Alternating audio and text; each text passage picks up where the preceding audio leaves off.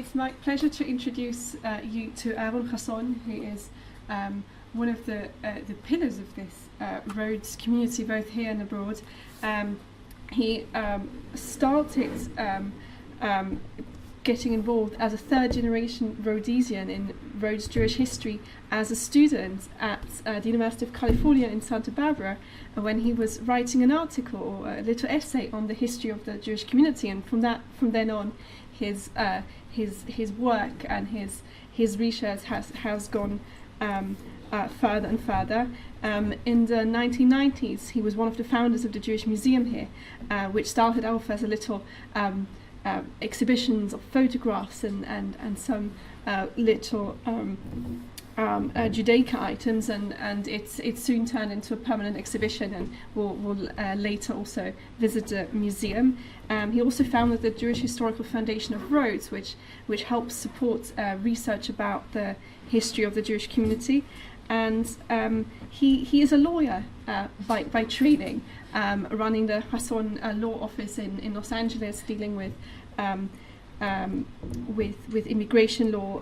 And at the beginning of his career, which I found also really fascinating, your involvement with immigration law also perhaps is also influenced by your own story of your family moving from Rhodes to America. For some time you worked at the Jewish Family Service, dealing with religious and political asylum cases, and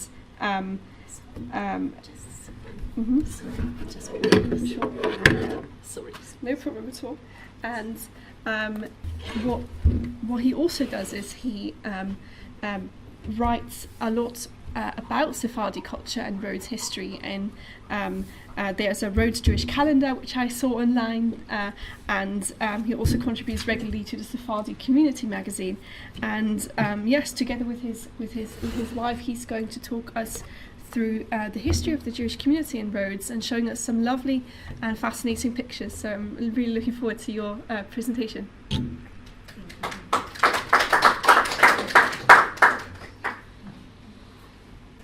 So good morning, everyone. My name is Aron Hasson, and I'm the founder of the museum in Rhodes here, and also the nonprofit organization that was just mentioned. Thank you.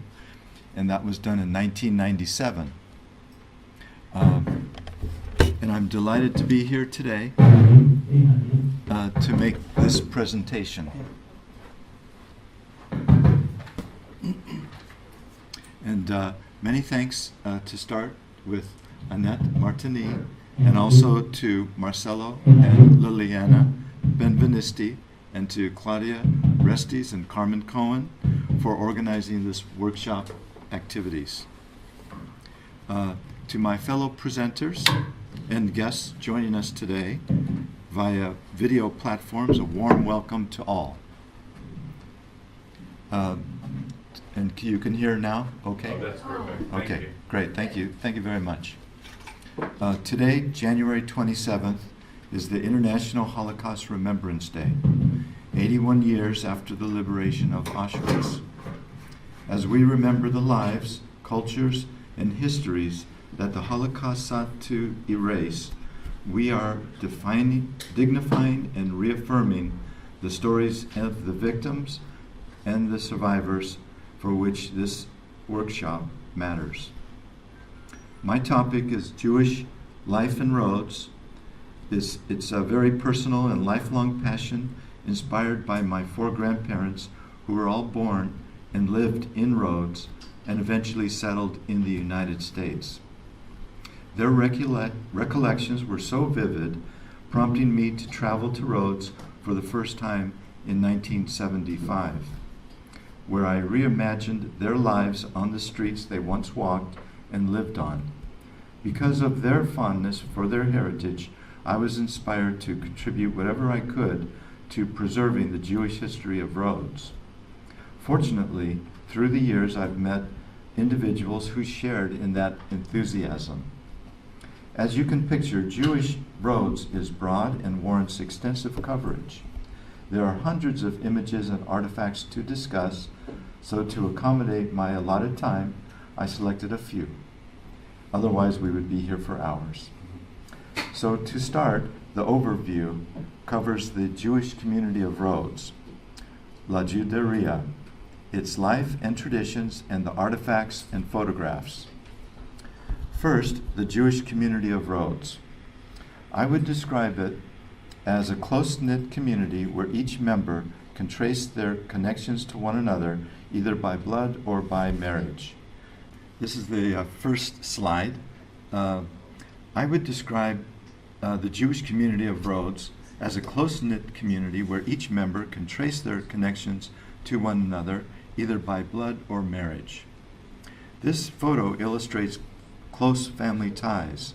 We have 4 families, the Elkanahs, the Leons, Pilasovs, and Levis, having a picnic together at Rodini Park, also known as Zimbuli, on the last day of Passover in 1936. The next slide is the brief history of the Jewish community of Rhodes. In the given handouts, we included this information for reference, highlighting the Jewish presence on the island since ancient times. Fast forward to now, while remnants of the Jewish past remain and a few Jewish families live on the island, hundreds of visitors and descendants from around the world travel each year to appreciate its Jewish heritage. Moving on to growth and influence. The photo you see here is Via Mercato Vecchio, now called Socrates Street, showing the shopkeepers and the merchants. The Jews of Rhodes referred to the street as Arriva del Kadir. Next is the economic contributions.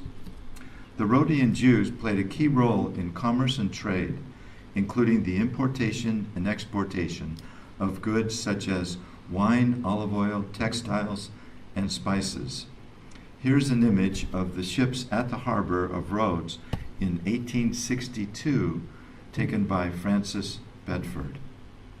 The following slide features the 1884 photographs by Felix von Luschan of Avraham Kodron, a Jewish merchant from Rhodes, and his wife, Sultana Benatar. Their regular journeys between Rhodes and Makri, present-day Fitier, show the mobility of Rhodes' Jewish merchants who traveled to nearby ports to conduct trade and obtain goods. The next images were from the 1930s of the market square, known as Piazza del Fuoco or Charci Camado, where most Jewish businesses were located. It is now called Hippocrates Square. Trade and occupations. The Rhodian Jews were involved in textiles and the manufacture of clothes, tailoring, shoemaking, metalsmithing, money changing, butcheries, selling produce, trinkets, household supplies, and others. Wealthy Jewish families, such as the Al-Khadefs and the Notrikas, were involved in commercial and banking businesses. The photo on the left shows Sami Notrika and Moshe Habib in their import-export office. On the right is the shoe shop owned by Moshe Hasson with Rebecca Amato and apprentice Salvatore Galanti.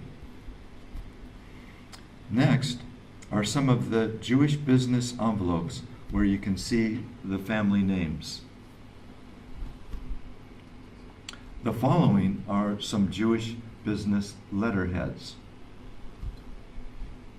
We now go to Spaniol, the spoken language, and Soletreo, the handwritten form. Spaniol, also called Judeo-Spanish, Judesmo, or Ladino, is an ancient form of Castilian Spanish mixed with elements of Hebrew, Turkish, Greek, and other Romance languages. It was brought by the Sephardic Jews from the Iberian Peninsula who settled within the Ottoman Empire. Here is an example of a 1937 postcard from Rhodes to Los Angeles by Leon Levy to his brother Behor, written in Soletreo. The translations were included for reference. Next is an old postcard from 1912.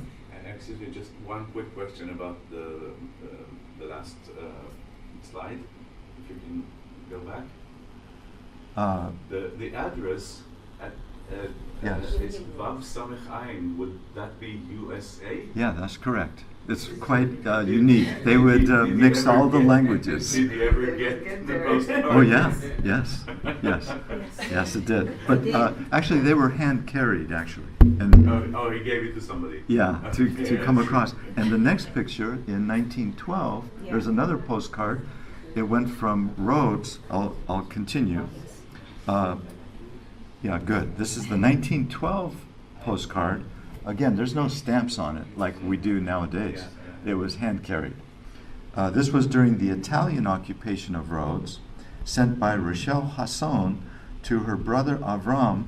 It was sent from Rhodes to Vancouver, Canada, as it says Vancouver, Canada on the address, but not with stamps. Good question, though. And we are going to have questions at the end, so don't worry. You're welcome to ask. Another unique document is a promissory note. At that time, the men of the household were the providers, business owners, shopkeepers, and were involved in lending and exchanging money. This 1926 document shows that while women were homemakers, a few of them would also loan money and conduct transactions. This is between an agreement between Mazel Tov Hasson and Rachel Benoon. Now let's look at religious practices. What you see here is the 1930 image of the Kahal Shalom synagogue, believed to have been built in 1577 based on the Hebrew inscription at its fountain.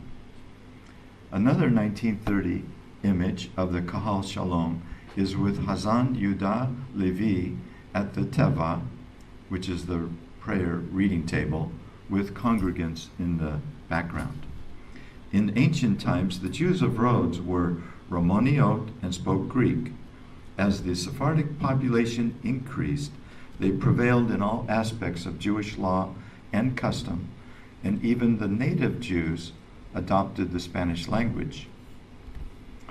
Next are three images of the oldest synagogue in Rhodes, the Kahal Grande, taken during the 1930s before its destruction during World War II. It is believed to have been rebuilt after the Ottoman siege in 1480. Today, only parts of the walls and floor remain. Now let's look at some old documents.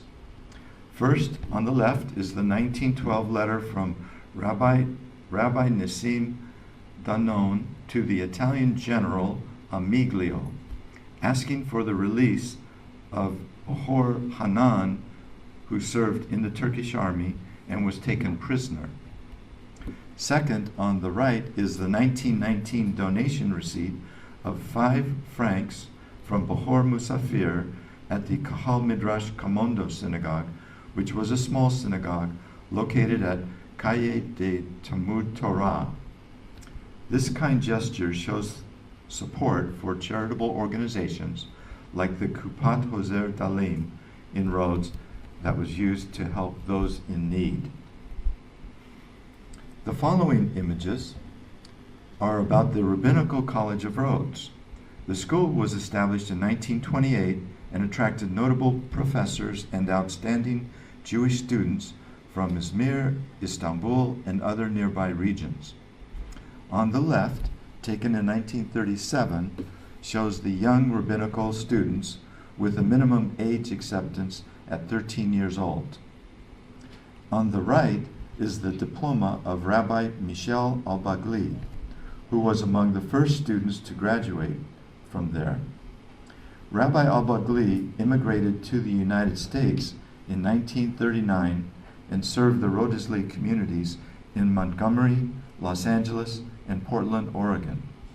He was my rabbi for my bar mitzvah and taught me how to use the tefillin. Moving on to La Juderia, Life and Traditions. This is a 1931 photo taken by Albert Gabriel of La Calle Ancha, meaning the wide street, with its old fountain on the left. La Calle Ancha is affectionately known as the heart of La Juderia. Next are two images of La Calle Ancha, one from the early 1900s and the other from the early 1930s.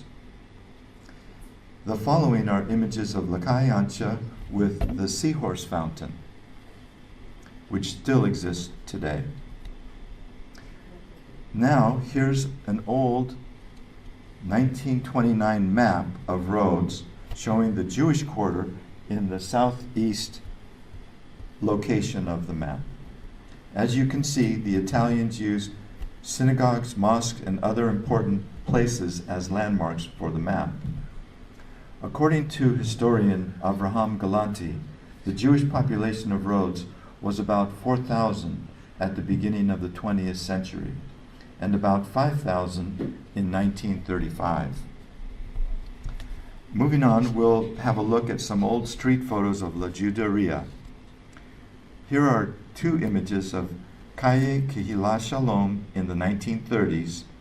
It is now called Simiyu Street. Next is the street called El Datalar, meaning date tree.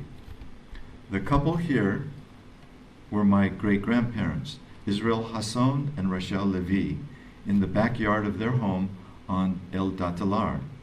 It is now called Pericleos Street. And in the left photo is a picture of Pericleos, or El Datalar, and with my family's home in the center with the window showing.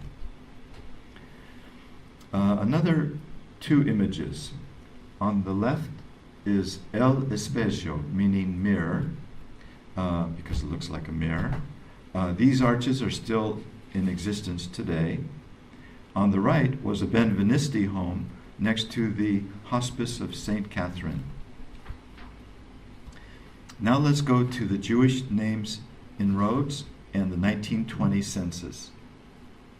This image here shows the community elders with their traditional garments, the men wearing fezzes and long coats, the women with their headgear known as tocados, with a pinned ornament called a rosetta. They used yasmak, or scarves, as head coverings and wore robes and dark coats lined with fur. Next is an image of the 1920 census for a Galanti family, listing the household members.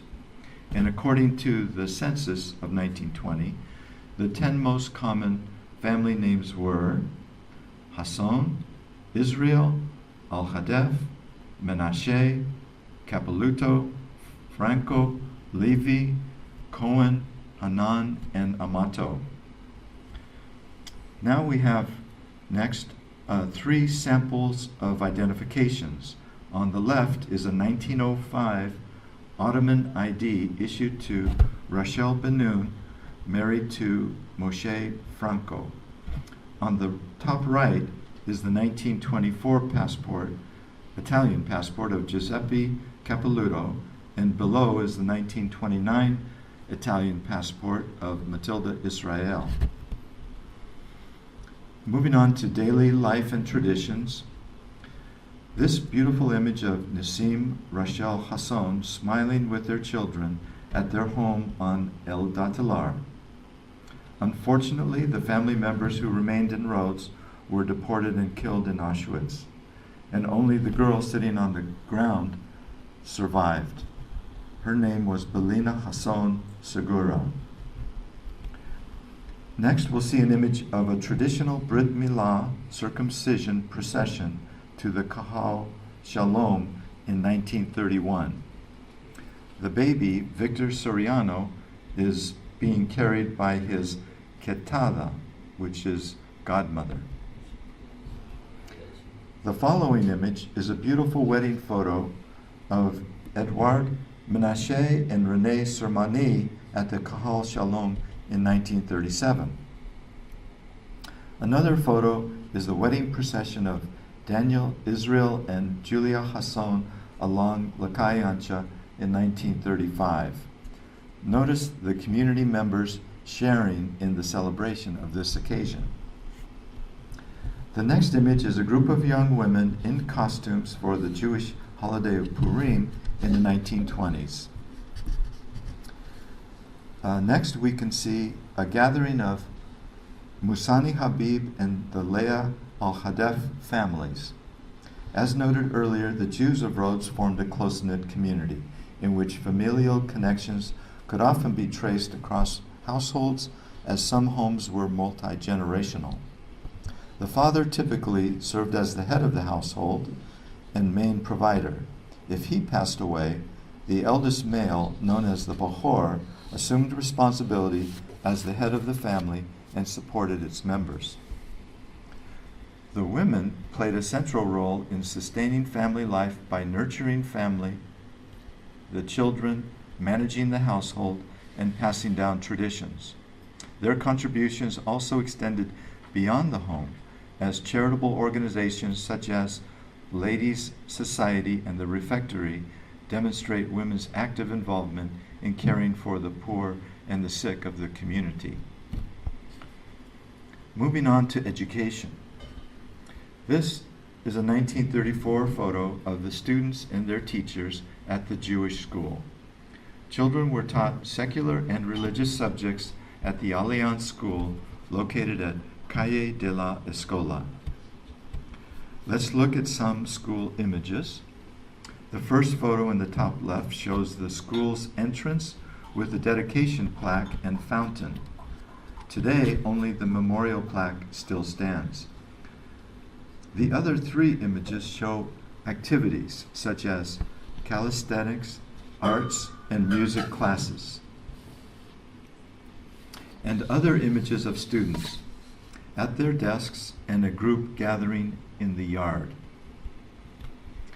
Now on the right, we're seeing school diplomas from the 1930s under the Italian occupation, and on the left is a 1910 report card for Rebecca Menashe Musafir when the Alliance School was still under the French curriculum before the Italian occupation. The next slide is of leisure activities.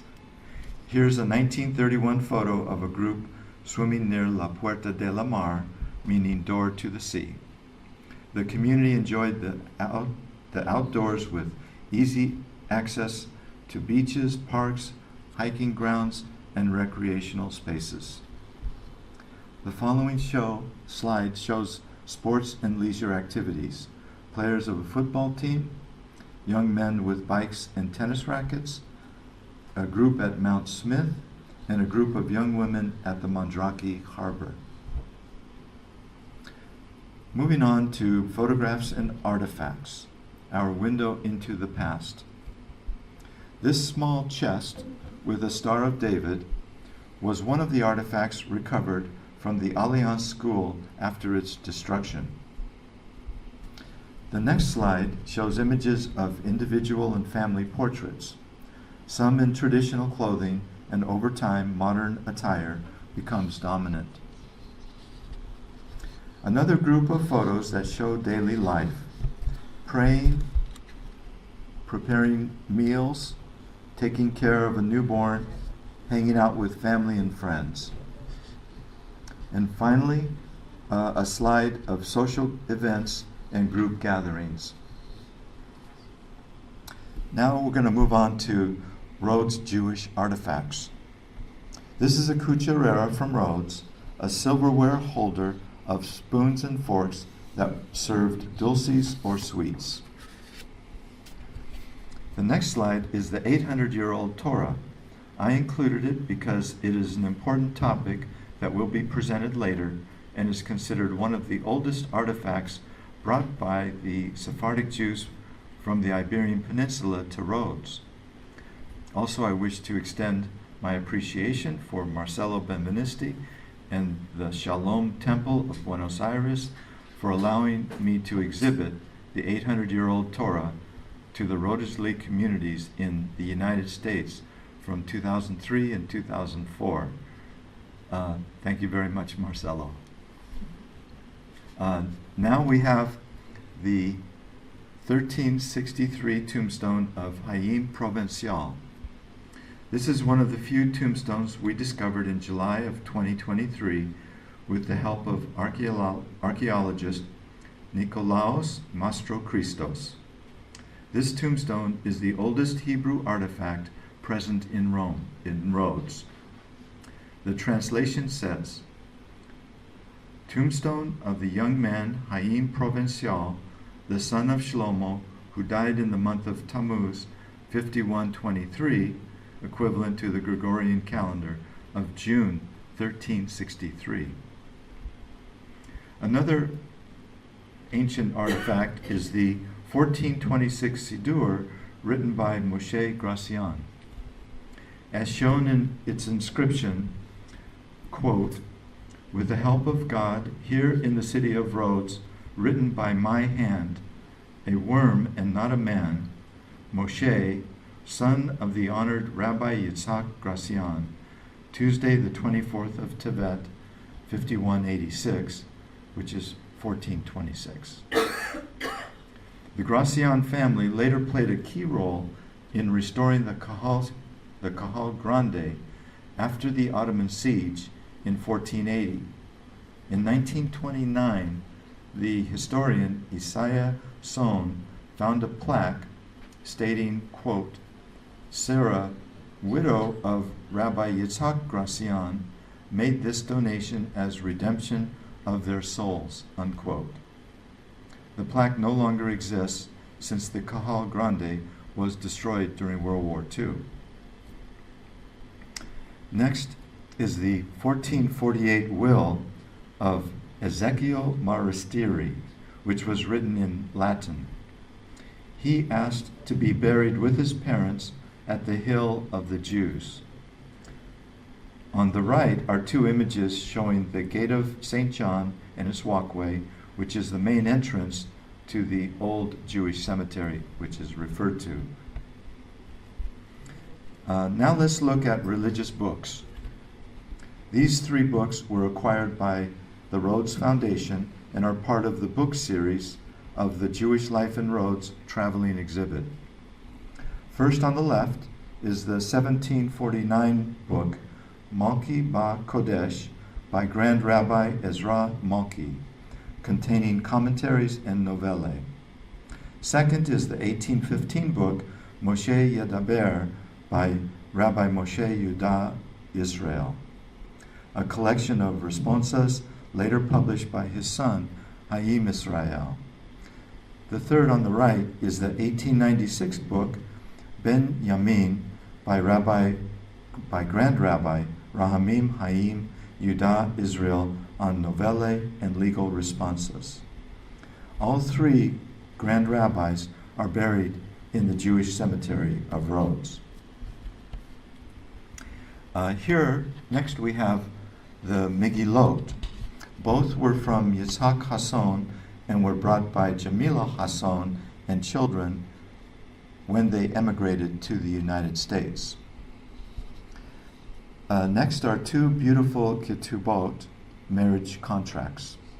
On the left is the 1852 ketubah of Yedidia Yosef Israel and his wife Reina. On the right is the 1872 ketubah of Azariah Notrika and his wife Rahel Leah Tarika. Both feature passages from Tehillim, Psalm 128, written in Hebrew along the border, forming a symbolic and protective frame of divine blessings over the marriages. Moving on, we have the 1881 Yad, or Torah pointer, a gift honoring Esther Haïm Notrika. Below is the shofar made from a ram's horn, belonging to Haïm Franco, who was born in Rhodes and brought the shofar to the United States and served as a tokeya, a shofar blower, in New York City. Now let's look at the three silver Torah crowns from Rhodes. On the top left is the Soriano Torah crown, which is part of the Jewish Museum of New York collection. The one below it was commissioned by Yosef Eliyahu Piha for the Rhodes community of Los Angeles in 1918, and it belongs to a private collector. On the right is the Torah crown of the Ben-Nun family, which was commissioned by my great-grandmother, Perla Menashe Ben-Nun, in memory of her son, Rahamim Ben-Nun, who died in Los Angeles in 1913. The Torah crowns were made by the Greek silversmith Demetrio Kromida. The following slide shows 3 artifacts. First is the 1906 Hanukkah made of tin. The small 8 containers with scalloped edges held olive oil and pine needle wicks. One of the tinsmiths in Rhodes was Nassim Benvenisti, who made the Hanukkahs for the Jewish community together with his employee Yitzhak Amato. Second is the silver cucharera belonging to my grandparents, Joseph and Victoria Hasson, who shared with me their memories of Rhodes. This cucharera formed part of my grandmother's trousseau, a gift from her mother, Rachel Tarika. In many Rhodesley homes, such pieces were brought out for festive occasions and later passed down from one generation to the next. And the third artifact is the rosewater sprinkler. It's used to dispense agua de flor throughout the home and after the Turkish bath, also to refresh congregants after a long day of prayer services. Moving on to preservation efforts. This photo was taken in 2008 at the Kahal Shalom with the former residents and survivors of the Holocaust. Sammy Modiano, David Galanti, Stella Levy, with Rebecca Habib Levy telling their perspectives to the Rhodesley descendants as their audience. Now this brings me to the end of my presentation, and there's a Ladino proverb that I treasure. Una rosa no hace una corona. One rose does not make a crown. It reminds us that meaningful achievements come from collective efforts. Preserving the Jewish history of Rhodes through gathering of photographs and artifacts, restoring what remains, teaching its history, and renewing its culture has been possible only because many hands and hearts have worked together. That shared dedication ensures the legacy of the Jews of Rhodes endures and continues to enrich the island's cultural and historical life. We are deeply grateful to all those who have supported this work. Thank you all.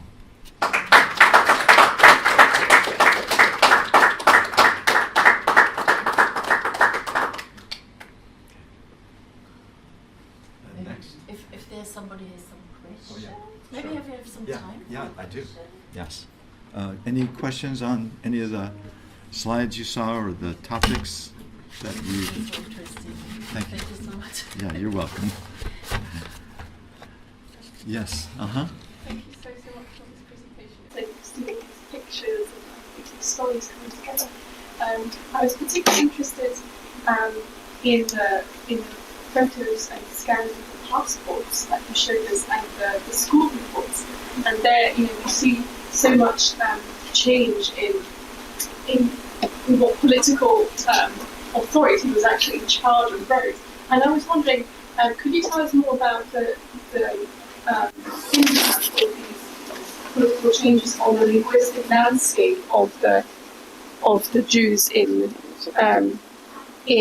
Rhodes? So, aside from Espanol, what languages did they speak? What languages did they use to interact with? Because I could think of like at least 5 or 6 languages that they'd be interacting with in that area. So I was wondering if you... Yeah, a great question asking about the languages that were involved in all those hundreds of years.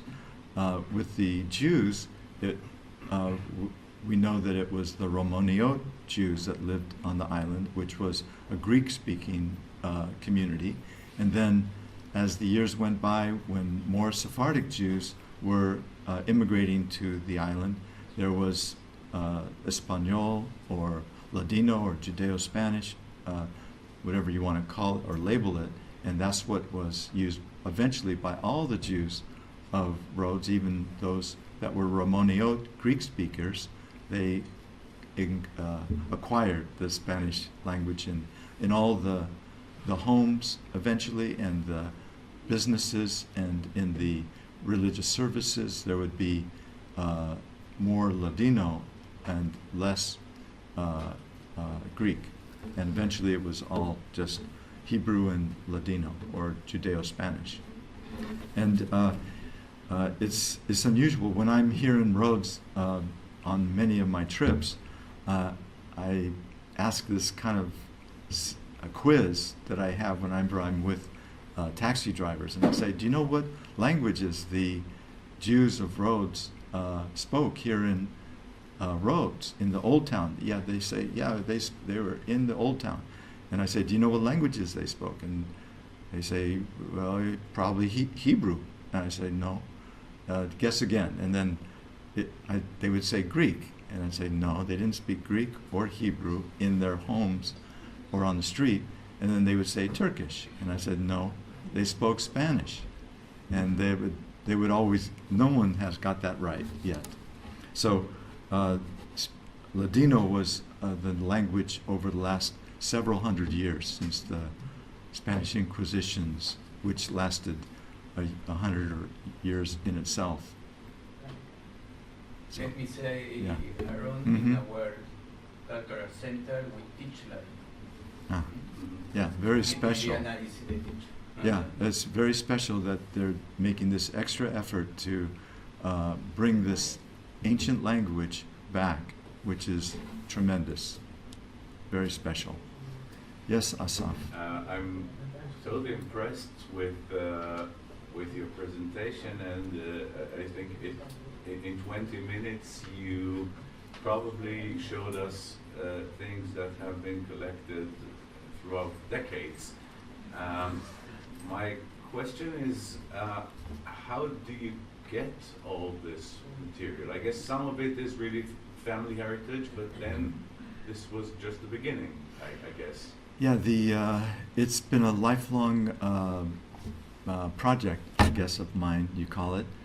When I was in college, like it was earlier said, that's when I took a class, and I wrote an article. It was published, and I was interviewing my grandparents. And for the article that I wrote during college, I needed photographs, so I asked my grandparents for the photos initially.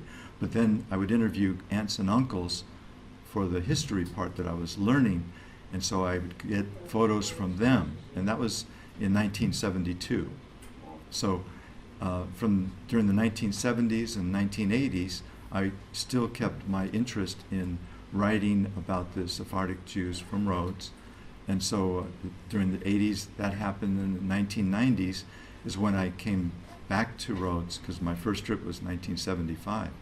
In 1995, I came with my family, and that's when I realized that there was the synagogue in Rhodes, but no information that the tourists were going into the synagogue and not knowing the history. So I asked the authorities here, the board of directors, if I could use the rooms that were empty next to the synagogue, if I could use those to display photos for a museum, and they said yes. And so the door opened up, and I kept acquiring artifacts and photographs during through the 1990s, and then even to today. And my most recent acquisition was just a few months ago, is when I acquired the Torah crown from the Kahal Grande, or Kahal Gadol. I just acquired it a few months ago, and it turned out not only is it special for the history of the Jews of Rhodes, but it was commissioned by my great-grandmother, which was a total surprise to me and my family. He says, "What? They commissioned this, and it went to the Kahal Gadol, and then I acquired it just recently in Israel." So the project of collecting photos and artifacts has been I've been doing this for decades. I'm just curious because I think, like you're telling about this, it's kind of a whole hunting story where, and now you have the trophy. I'm interested in the hunting. How did you come across this? What did it take to achieve that, other than money, of course? Yeah. My wife says I knock on a lot of doors. And I say, well, and I do. I ask a lot of relatives and people that know my family or they know me, and I say, can I have that photograph, or do you have any photos or artifacts that you're not interested in? And a lot of times the families say, you know what, Aron, I have all this stuff and I have that. My kids, they don't even care. And this looks like what you're interested in, so have this. And so there were a lot of gracious supporting families for my project, and because I wanted to make sure that the history of our ancestors from Rhodes is not forgotten. So that motivation gave me the opportunity to go from family to family to family to collect these special items, and they were very helpful to share. Yeah, so thank you. Yeah. Maybe Yeah. I just wanted to make a comment regarding the previous question about what language the people from Rhodes were speaking. Mm-hmm. It was not only Ladino, Mm-hmm. it was of course also French because of the alliances that Oh, it yeah. says. Italian, living with the Italians, Yes. Greek, Yeah. and Yes. some Turkish, because I have seen people from Rhodes speaking from one language to another easily. Yeah, Carmen, you is totally on point, because when I talk to different family members, they brag, "Oh, I knew 5 languages." They all knew like 5 languages, and it was true to an extent. Some used it in business, some used it Yes, depends in. the environment. In They the- were speaking the language according to the environment. Greeks, Yes. when they were Greeks, Turkish, Yes. Italian, because French, because they studied French in curriculum, Israeli, Yes. which became Italian, Scuola Italian after that, so Uh-huh. they had to learn Italian. Yes. So all the Jews knew 4 or 5 Yeah. Yeah. There were a lot of them were, not everyone, but not everyone, many. most Yeah. of them. Yeah, they all had different languages that they spoke. Yeah, and the commercial center, the Socrates Square now, during the 1930s and earlier, the main language that the Greeks or Turks or whoever was purchasing anything in the market square, that was all in Ladino, the businesses. So a lot of the other people in the neighborhoods, they would use Ladino or Judeo-Spanish for business transactions. Yes. I have such a very small question. Sure. Maybe I didn't get it, but Mhm. is it possible to see all this material like online? Do you have something? Is it, Yeah, there is a website that I made in the same year that I established the museum in 1997. I set up a internet website Oh. when internet was at its infancy, and so I put the many photos and the things that I talked about. Several of these photos are also on the website. It's rhodesjewishmuseum.org. Oh, it's on the pamphlet that everybody received. Thank you.